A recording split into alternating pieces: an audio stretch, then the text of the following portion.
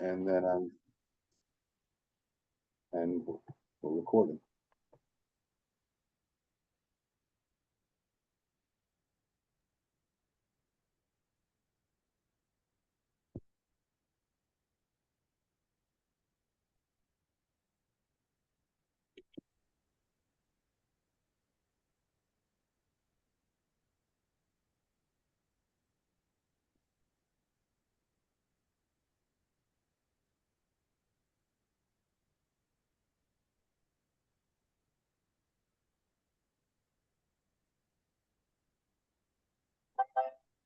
Oh, I just texted Pat and she showed up. Perfect. You have a quorum, Julio. Oh, thank you. And I'm not going to waste it. Let's go ahead and get started. Good evening, everyone. I hope you are staying cool on this very warm day. Apologies that we switched to virtual last minute, but we want to ensure everyone's safety. With that, Jeremy, please call the roll. Thank you. When I call your name, please unmute yourself, acknowledge your name, and then mute yourself again. Let's start with Julio Pena III. Present. Thank you. Thank you. Pat Ruiz.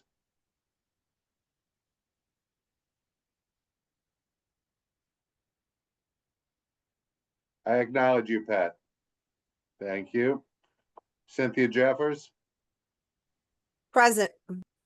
Thank you. John DeLuper. Present. Thank you. Karen Rolnick. Rosie Moda. Jerry Chan. Present.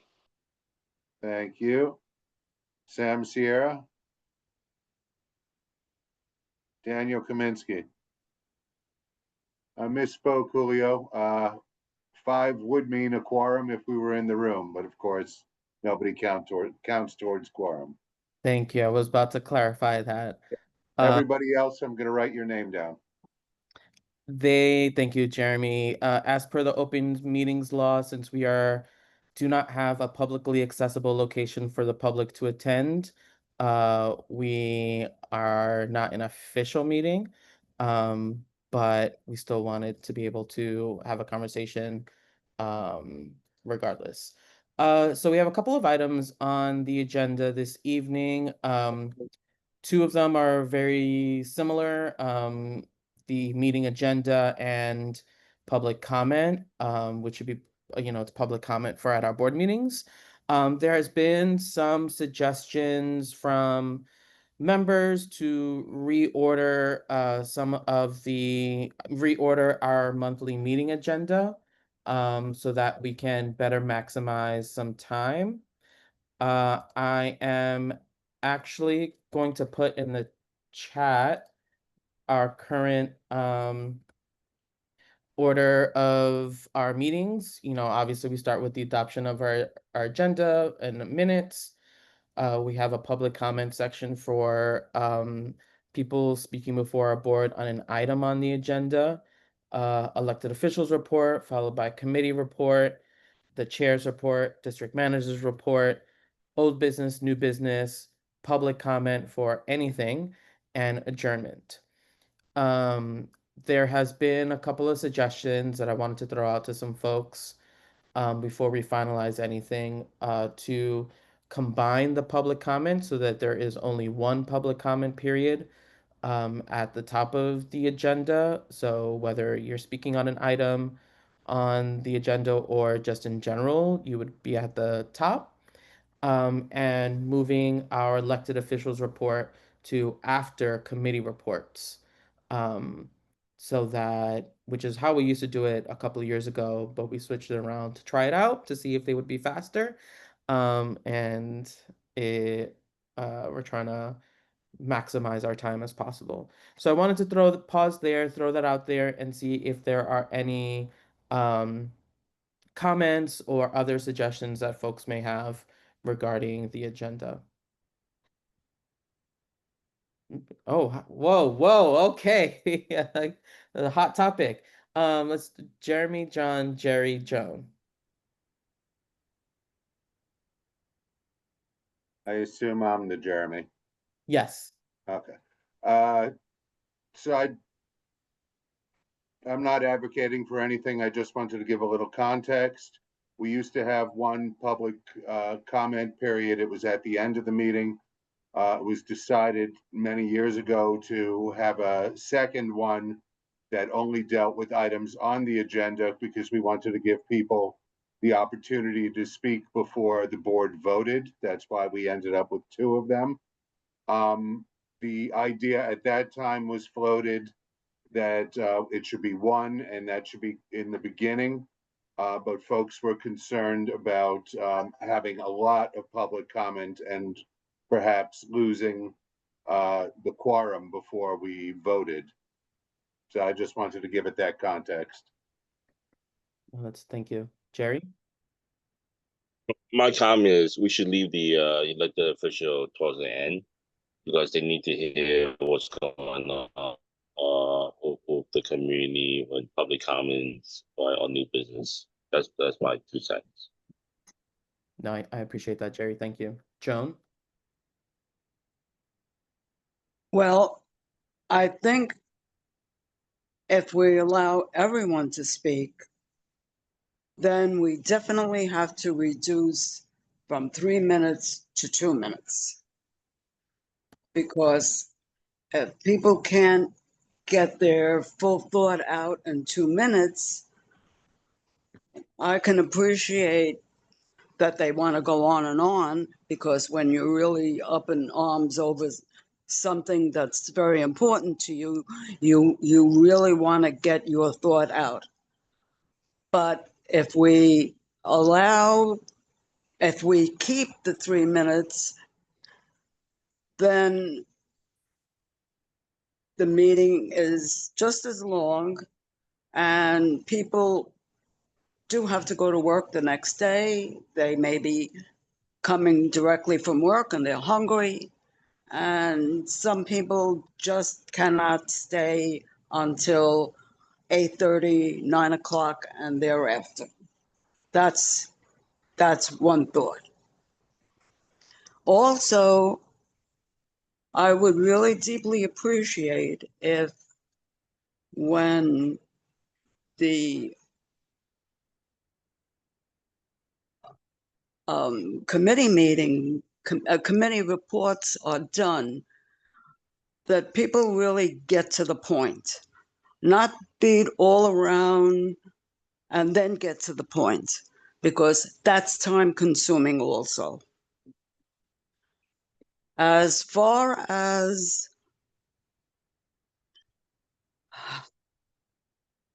okay, I'll save that for later. Okay. Thanks, Joan. Cynthia? Agree with Jerry that the local officials, elected officials, should go more towards the end. A lot of the times the public has said during the second public comment where they're able to talk about anything that the elected official has already left, and the comment was directed to them, not to necessarily to us. Also, the committee reports, I think they should be streamlined and standard for everybody. They are on YouTube, so maybe like 2 or 3 high-level points and refer everybody to the YouTube and shorten that as well, because some do go on longer than others.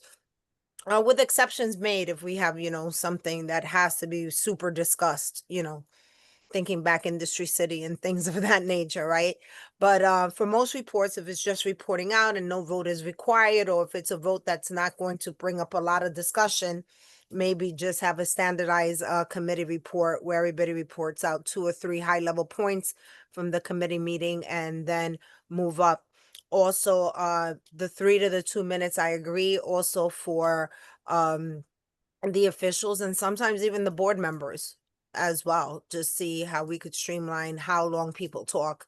So maybe elected officials and board members get 3 to 5 minutes and then the public 2, or the opposite.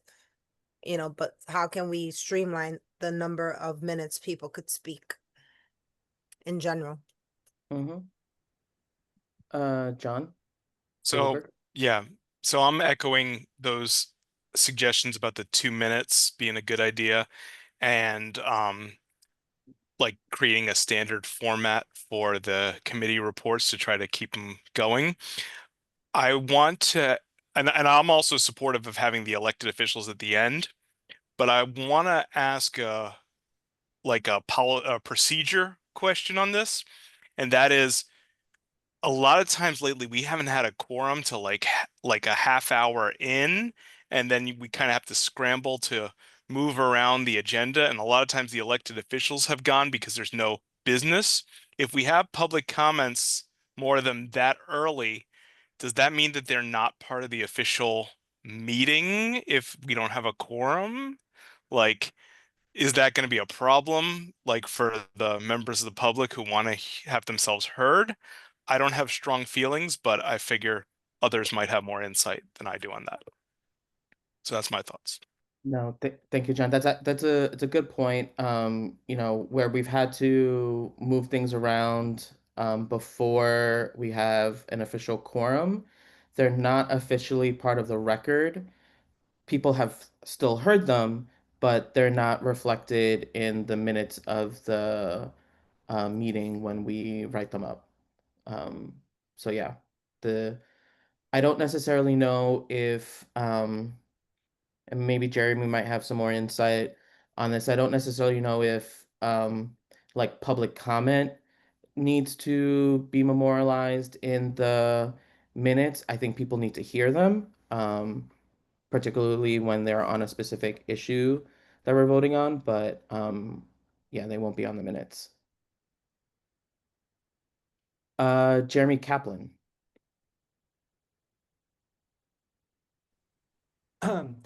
Yeah, I was gonna say I agree that moving the electeds back, I think one of the biggest things is that often when we do have some moments when there are interesting like conversations that we want to have with the electeds, it goes on longer and then people are like reluctant to like, okay, this meeting is gonna take forever and the committee reports and everything sort of it drags on a lot. But I do think that maybe we start to standardize like giving a section for, I know we've kind of done maybe like 2 or 3 questions, I don't for electeds, but maybe a period of time or sort of depending on sort of what topics, because sometimes obviously electeds have come and they've been talking about a specific rezoning or something that needs a lot more time to unpack.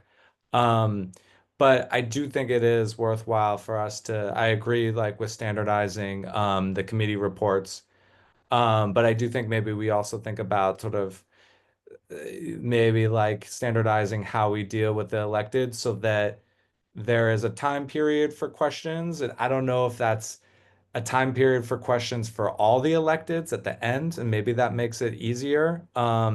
So that, you know, a lot of times there aren't questions for individual people or there's 1 or 2 questions, but maybe we say that there's 5 minutes or something or a certain amount of questions that ends up being for all of the electeds, so that we can kind of keep it moving instead of having Q&A for each one. And then on the public comment, I think I agree that I do think having 2 public comments is nice to have people sort of address what happened in the meeting if they want to address that. I do think having it at the very end, a lot of times the meetings have gone on too long and like we're losing people. So I do think that if we do a second public comment, it does need to be moved up. And is something that is like maybe it comes directly after the committee's report, or not the committee's report, the elected, if we change the electeds. But otherwise, I think it's like it needs to be relevant to the issues that the committee just did, if people want to have some comment on that, and explain that in that way. And then for that reason, I agree with people saying like if we need to shorten the 3 minutes to 2 minutes, that seems fine. Thank you, Jeremy. So I'm hearing some similar themes. People seem to be open to moving the elected officials to further down on the agenda. And I do think it would be a good idea, excuse me, to combine the public comment. I'm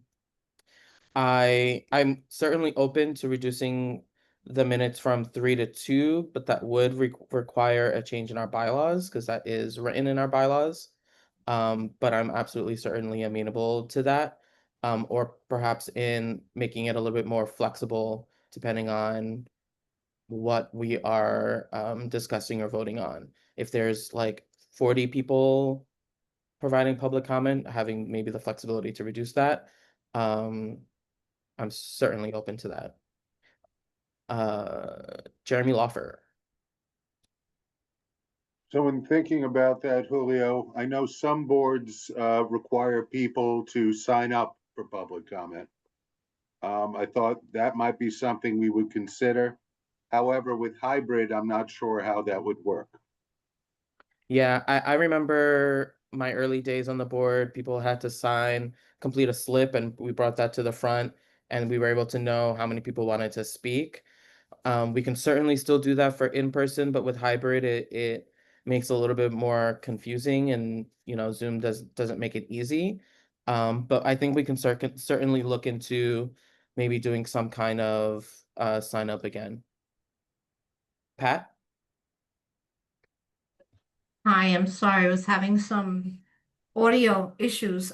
In regard to the public comment, definitely elected officials, we need them to stay. We need them to listen to the folks that are there and spending the time that they do. So I would request putting them at the end. As far as public comment, maybe depending on the number of people that attend, you can make a decision on that evening. Well, we're going to have 2 because we have 40 people, and you break it up by the first 20 that signed up and leave the others. Unfortunately, we probably won't be able to listen to everyone, and sometimes people do leave, but I think that may resolve some of the issue and/or cutting it down to 2 minutes. Yeah. Aaron? Hi. I really like the idea of having the elected officials present later in the meeting agenda. I mean, every meeting that I've been to, they seem to, do their report and then leave. And I have noticed that there's quite a bit of times like after that point where maybe something has come up where the elected official could like provide feedback or clarify or answer a question that either the general public or even like committee members may have. And I think that makes sense.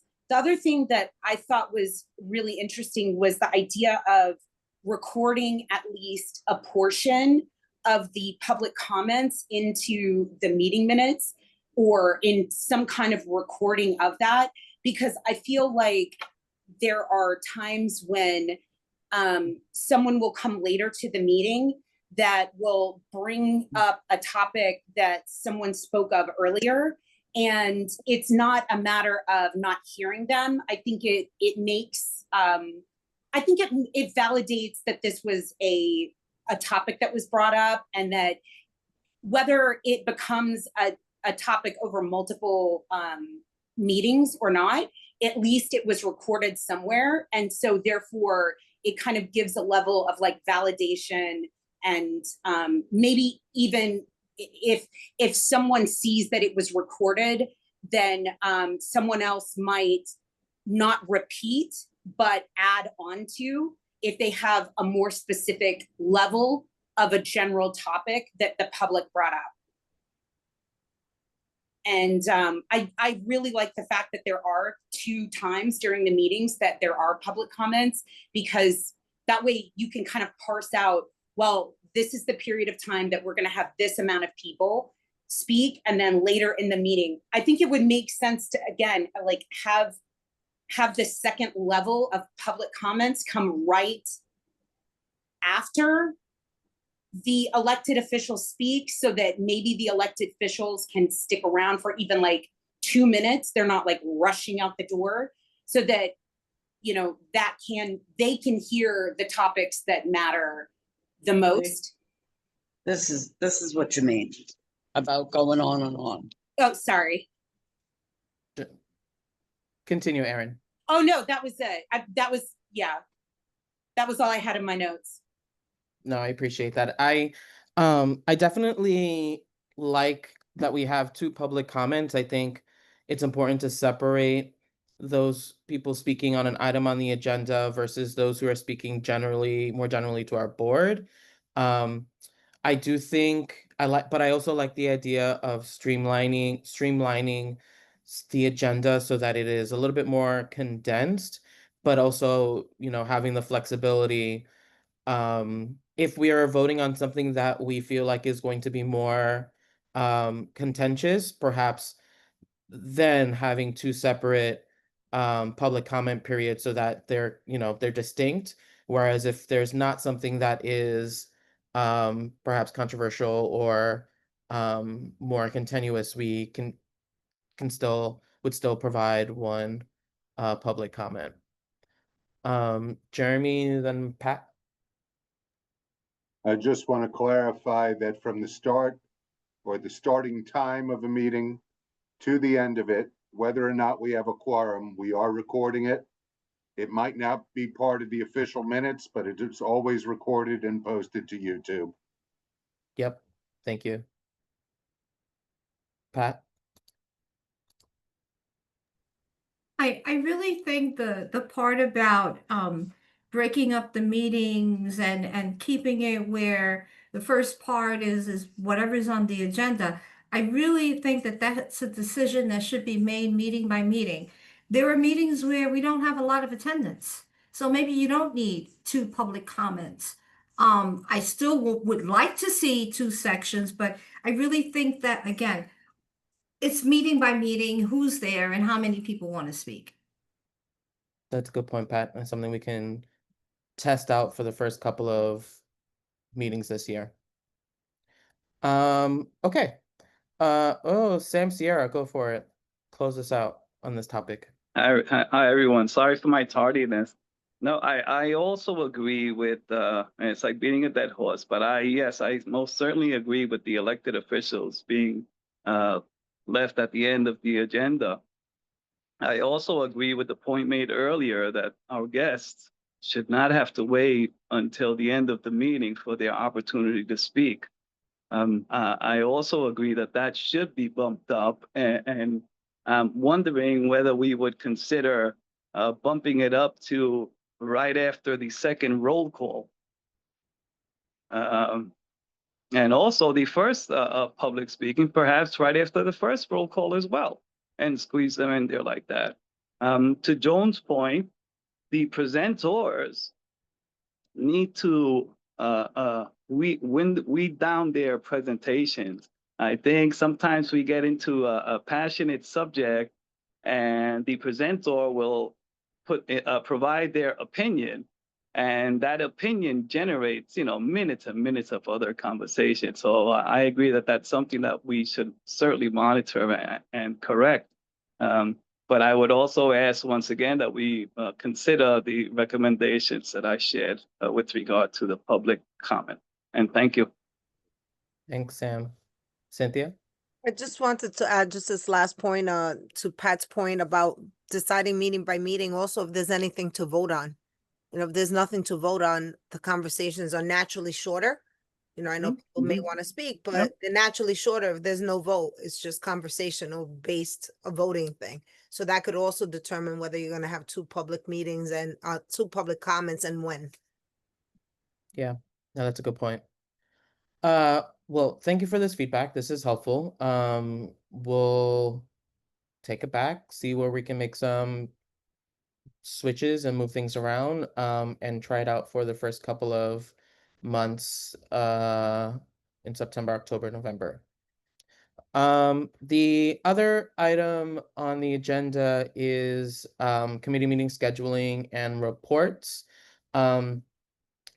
Jeremy and I talked, I would say a couple of months now at this point, about trying to streamline or provide some guidance to committee chairs on um, meeting scheduling, and figuring out in terms of like if you need to reach out to a city agency or to need to reach out to a speaker. I know when it comes to committee agendas, there are some chairs who are very independent and like doing things their own, and I think that's fine. And there are others that I think need a little bit more support. And we want to be able to provide that support. So one of the things I'm thinking about is um, either a committee request form, checklist, or something that um, we can provide to committee chairs for when they're scheduling a meeting, about reaching out for a date of a meeting in terms of like the appropriate timeline, what should be on creating a meeting agenda, and if there needs to be communication or coordination for scheduling or for appearances from other agencies, um, how the board can help or lead with that.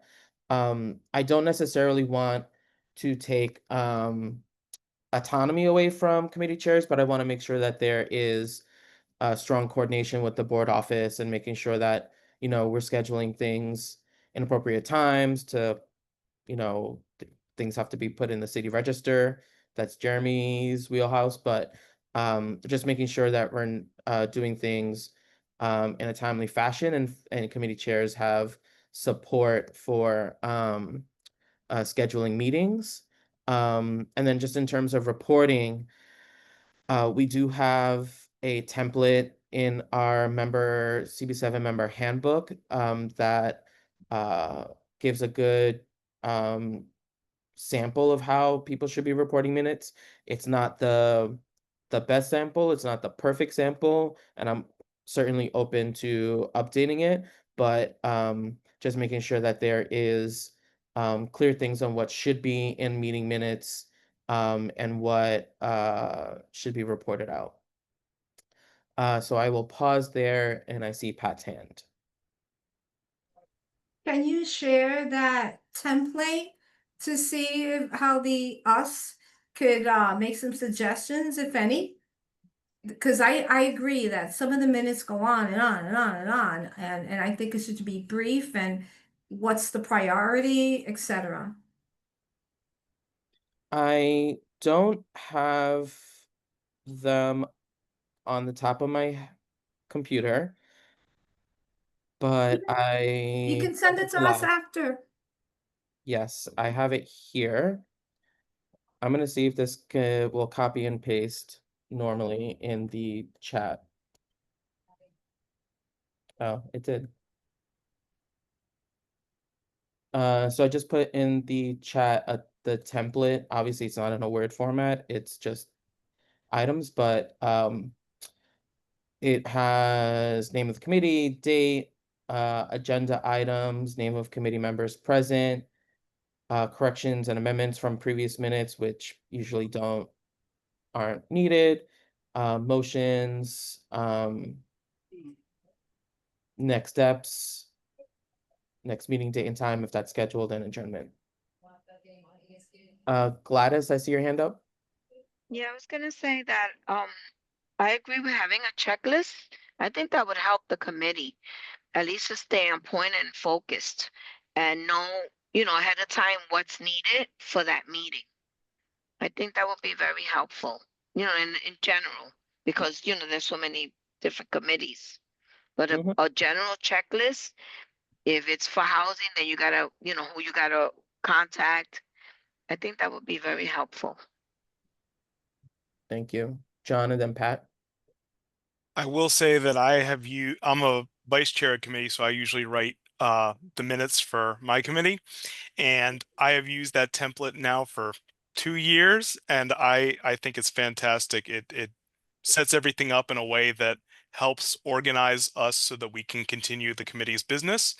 And people, I will admit I go a little too long sometimes on certain things, especially if there's issues that are kind of confusing. So it's not just a summary of issues. If there's like needs for explainer, I do integrate that, but I recommend anyone who's considering it use the template, and I heartily recommend that for those who are thinking about it. Yeah. Thank you, John. I appreciate you sharing that. Pat and Cynthia? Along the lines, with the minutes, I would also, and forgive me, I don't mean anything bad by this, but when people are giving their committee reports, they should be brief. And along that line, committee reports and any minutes should be available for those people that are in attendance. So there should be printed copies, because we always refer to the minutes and there are no minutes for the folks who are attending to review. And on that note, and maybe I'm jumping the gun because this was something else that I was going to mention, it should be on our website. That's not actually friendly.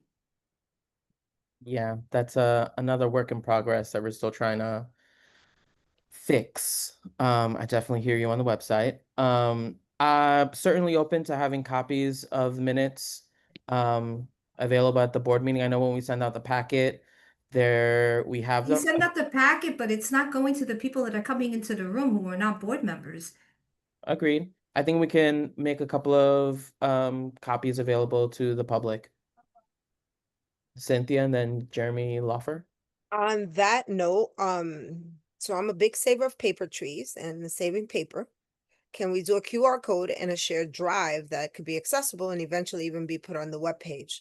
Also, when we get attachments at board members, I refuse to pay Google, and I hate getting, oh, you're 92% of Google storage, pay $1.99. We have a special. So if there's some way that we could get as board members the attachments in a Google Drive, a shared Google Drive that has, for the month or however it's organized, I think that might be helpful too. And if we don't want to make copies, a QR code is, relatively simple to do, that they could just access it. It could be separate and it's view only access. It's not like they could edit it in a PDF format anyway. And since we're part of the public, everything is accessible anyway. So that's another thought for the meetings. But I do like the idea of standardizing both the agenda items and as well as the minutes and the reporting out. So that way it's standard with everything. And yes, I agree that on the webpage, whatever we have to do is to fix it so that people could access other ones. Even the YouTube link on the webpage, I always have to Google CB7 YouTube so I could find it.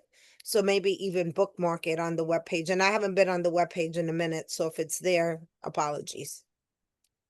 No, that's a good point. We've really toyed with the idea of making accessible links for documents.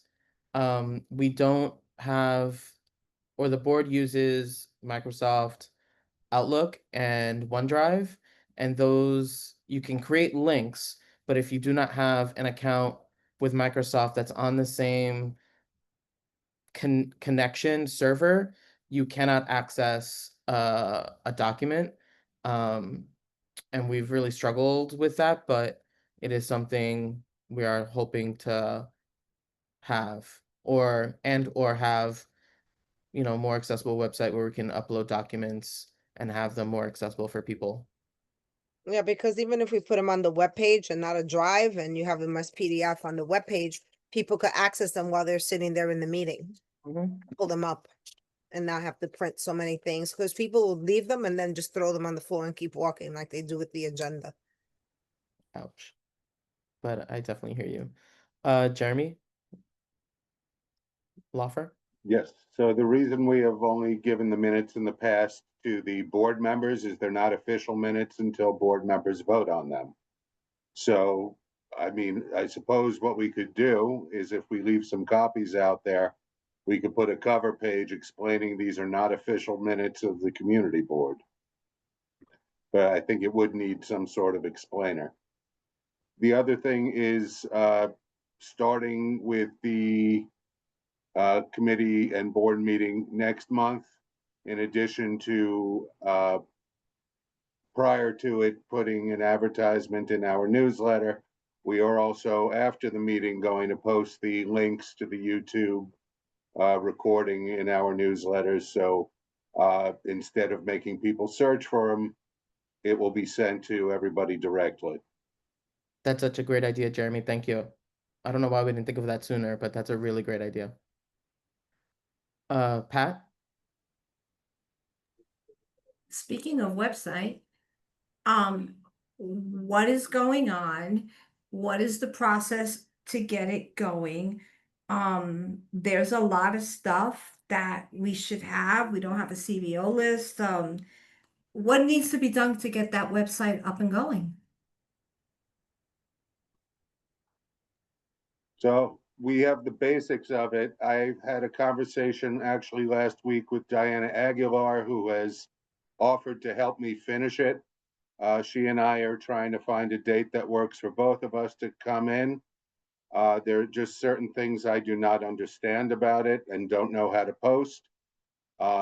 She seems to know how to use the program, but you can only use it from my computer or from an office computer. So I need her or somebody with knowledge of it to come and help me. We are very close, but I just need some help. Let me ask you a question, Jeremy. Have you reached out to your fellow district managers to see how they're doing it, etc.? Some pay for it. The one I think who has the best website pays for it. And some, I mean, it's all over the place, like with everything that we do. Some community boards do it one way, some do it another, just like, you know, there's nothing standard with posting our meetings on YouTube or whatever platform people use. Yeah, but people still look for the website, accessibility to everything with the website. And you know that for years, Julio and Jeremy, I have been asking for a CBO list, and the last one I got was nowhere near where it should be. And I'm gonna keep up until we have a decent website with resources available to everyone in the community, because all I hear is from folks, there's nothing on your website. There's nothing on your website. CB10 has this, CB6 has that. And we're supposed to be the best community board. Well, do we not have money, Julio? What can we do? It's not a question of money. Well, you mentioned that other community boards pay for it. Right. So are we not paying for We're our not website? paying for it. We're using the city's platform. Jeremy, when you say that they pay for it, do they, which is Antoinette's question in the chat, do they have like a contractor that Yes, they do? Okay, yeah, they hire an outside contractor.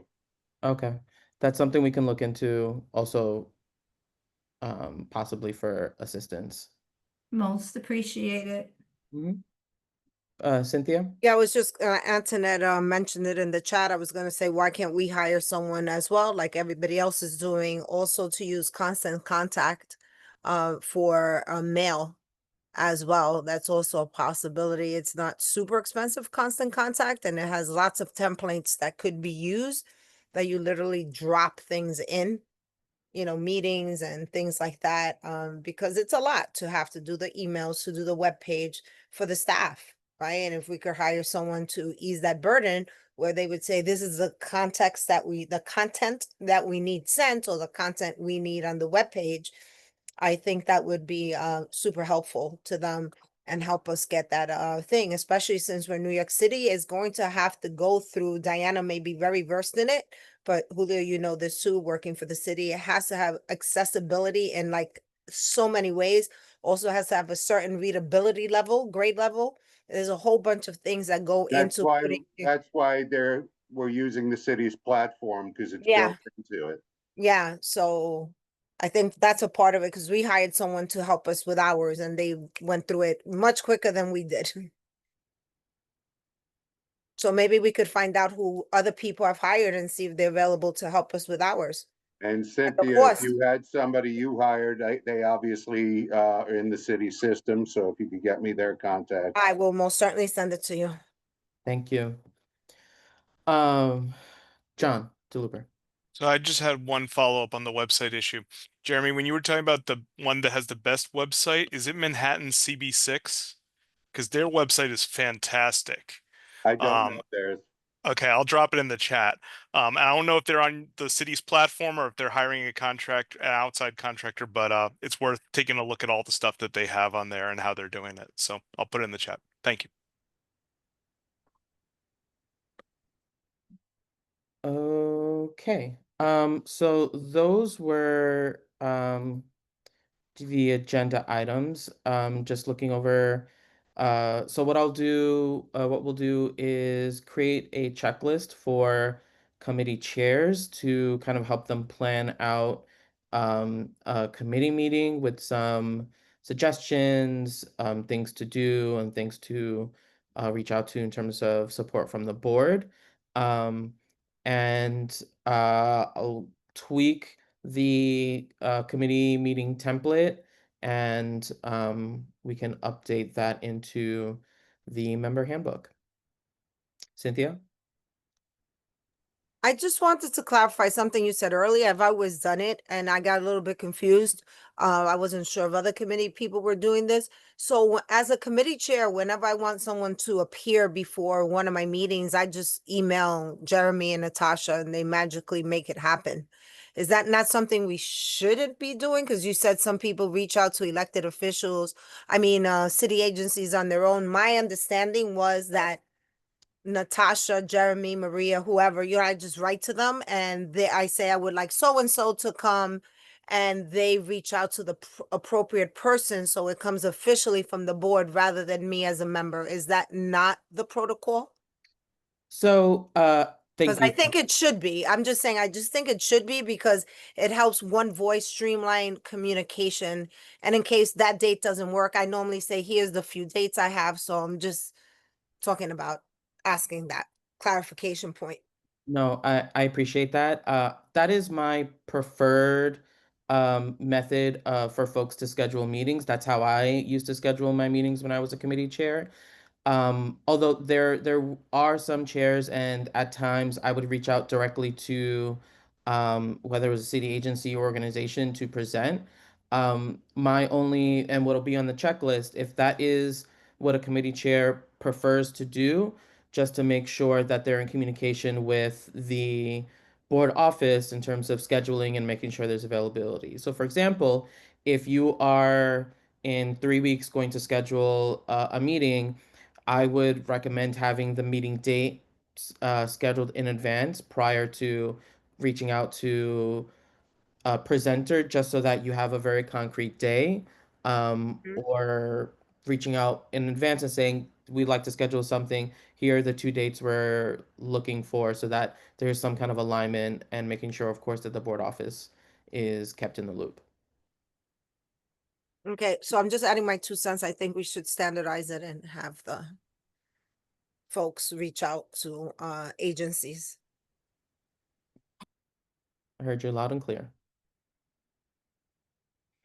Um, were there any other comments or thoughts, Katie? I think that it might be a lot to maybe we can just sorry, just trying to get my thoughts organized. In terms of reaching out to the agencies or scheduling agendas, maybe it's worth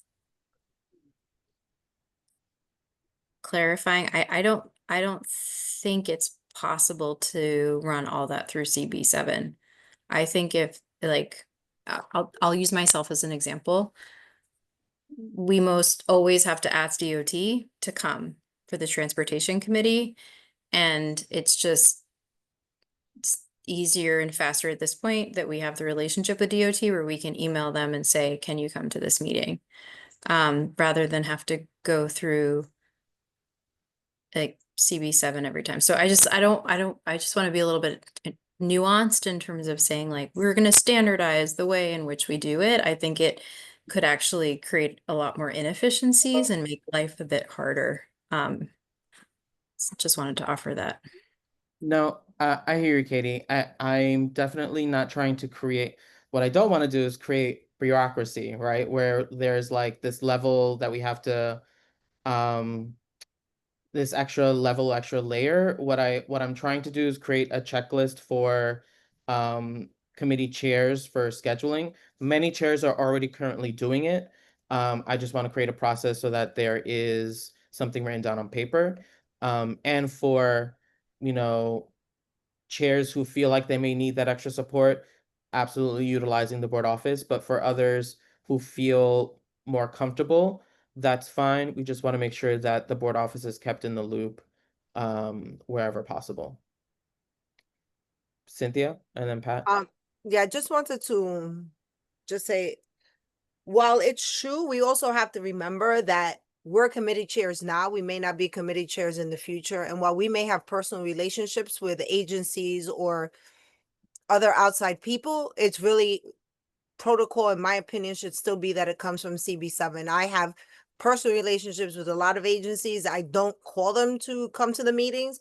I do follow the protocol only because I think it's more appropriate, also because I may not always be the public safety chair or be on the board forever, right? We're term limited, there's other things. So that contact doesn't leave with Cynthia, it just stays there, right? And that's the whole thing. That's my whole thing. It's about having that thing. While we may have relationships with agencies, etc., I always just felt it was best to do it that way. I just think it just streamlines it in a more efficient manner. No, that's a good point. Cynthia, I think particularly for setting up a system for when we may not be here, I think it's important Right. for there to be a process and system, especially since many of us will be term limited in 2029. Exactly. Pat? Cynthia took the words out of my mouth. While I understand and Katie has her contacts and she set up that last meeting tremendously. I got to give her credit for that. But there should be all the communications should come from the CB office.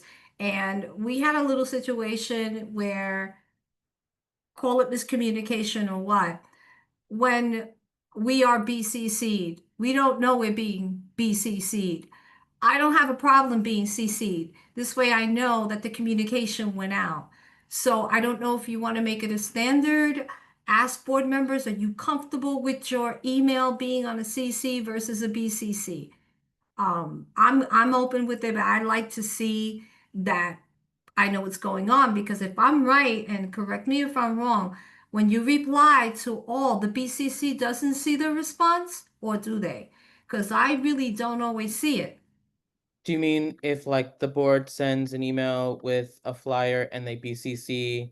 Let me give you an example. I asked about something to go out and I didn't see it, and I inquired and I said, "Hey, did this go out?" And I was told, "Yeah, you were BCC'd." I didn't know I was BCC'd. So I'm like, okay. So I would prefer me being CC'd so I really know. And the person who's getting it knows that I am on that email. I hear that. There is something when and I'll just give an example. I shared that I'm running a cohort of 220 SYP kids this summer. So there are a couple of times where I've had to send to email to all 220 of them at the same time. I will BCC them in an email, but in the very top of the email, I say this is being sent to all SYP younger youth cohorts so that like they know this is going out to everyone. That's No, I understand. I understand that. My situation is that I asked for an email, and I don't remember what it was, for them to follow up on. And I wasn't CC'd, I was BCC'd. I'm not talking about when you're doing emailing the entire board. No, no, no, no, no. I am talking about that you're sending out an email that I asked you to do. Keep me as a CC. And I understand that some people are sensitive with their personal emails, but I feel as though if we're board members in this time and age of technology, we shouldn't be hiding our emails or have a different email to use for CB7. But that's just my opinion, and I would prefer to be CC'd and not be CC'd. I hear that. And that's something we can too. And also, if people are fine with that or for communication, share that with the board and they can CC you on the email. I saw a couple of hands go up and then down and then up and then down. So, okay. If there is nothing else, we can take back the suggestions and make some changes for our upcoming board meetings. And I see two hands, Pat and Jeremy Kaplan. Yeah, actually, I saw that there would be a public comment, so I kind of wanted to address. I think we should change or work on a procedure around once we sort of have a resolution and we're going to send a letter, that we should have sort of a standard protocol or practice to this. So I would suggest basically, and I'm curious what other committee members think, that the letters, if the resolution passes and it's requires a letter sent somewhere, that the person who suggests the resolution and also maybe the chair or the co-chairs of the board also help to draft and write in, that we have sort of a standardized time when it's supposed to come out, or like when you work on it. Because I feel like what happens is a lot of times these and also it would be nice for those chairs to be, or maybe the committee members, be CC'd on the letters that are sent. Because I think what happens is we have a very democratic process around, deliberating on these issues, and then a letter gets sent out, and if you're involved in it, we don't see the responses if it's going to electeds or if there's any follow-up. And I think it's really important that, community board members see that there is impact on what we're doing, and follow up, and especially if there's issues where it is direct communication with an elected official or with an entity, office, that at least the chairs and they can bring it back to their committee and have more discussion about follow up. But I think we need more of a sort of protocol around that, because we do send out a lot of letters, and then sometimes, recently we've been getting them sent to the whole board, but I think it needs to be better, like, organized as a standard procedure that, at least the committee and the people who drafted it have a chance to see what the responses were, but also, being a part of the process of when the letter goes out, seeing the draft and giving some comments to it. I hear that. Thanks for that suggestion, Jeremy. Pat? Oh, this is I guess other information. I just wanted to let everyone know that I have created, as chair of the Membership and Attendance Committee, I've created an Excel sheet that has all of our names, who we were appointed by, the year of our appointment, and the term of expiration. And the reason that I did this is because of the fact that there are a few of us that have been here for many years. And it would be a shame that the time that we leave, that we just disappear and it's not acknowledged. I'm not asking for awards, but acknowledgement. We had B. DeSapio, who served over 50 years. She was not reappointed, and no one could even say thank you, B, if it wasn't because I brought it up that she was there for 50 years. I am going to finish up this Excel sheet, and I'm going to hand it over to the community board. And the reason I'm handing it over to the community board is because every time there's a new borough president, they don't keep track of when we first began.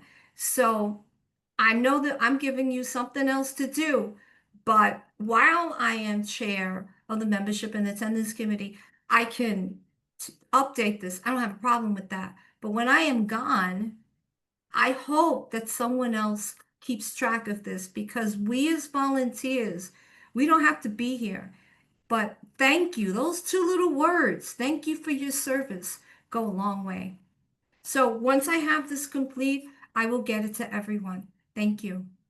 Thank you, Pat. I know you've brought that up before, and I appreciate you taking that on. And I do think that is something we should be keeping track of as a board, because to your point, when there's a next borough president, sometimes the information goes disappears, and it's important, I think, to keep track of that for ourselves. Cynthia? Yeah, two things. First, piggybacking on Jeremy Kaplan's point.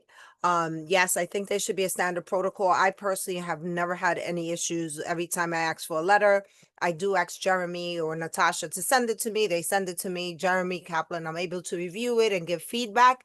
I don't know if that's common for everybody else, but they've been great with that, sending it to me beforehand and asking me if I needed to add anything to my letters to OCM or SLA, etc.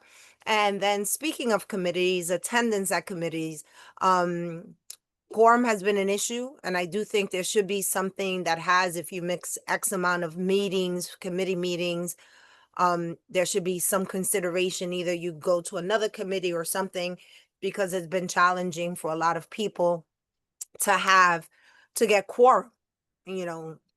So I think we should have something for that. I know with membership, if they miss general meetings, but how about committee meetings? Because everybody should commit to coming to the committee meetings when they do happen. Sorry, I realized I was muted. Thank you, Cynthia. I appreciate that. Joan, then Katie. Pat, I want to thank you for doing this. That's a wonderful thing, because especially now that we're all term limited, I have, 2 more years after this, and then whether I want to be, I cannot be. So thanks again, Pat. Thank you, Jerry. Cynthia brought out a good point, right?